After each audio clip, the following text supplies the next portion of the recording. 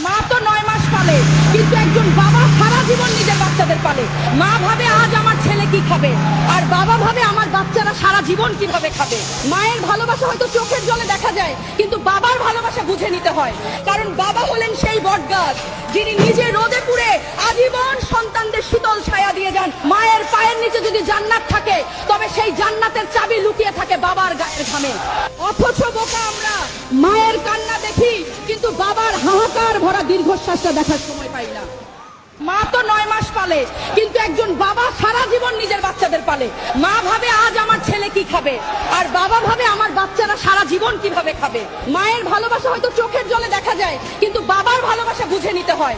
কারণ বাবা হলেন সেই বটগাছ যিনি নিজে রোদে পুড়ে আজীবন সন্তানদের শীতল ছায়া দিয়ে যান। মায়ের পায়ের নিচে যদি জান্নাত থাকে, তবে সেই জান্নাতের চাবি লুকিয়ে থাকে বাবার গায়ের ঘামে।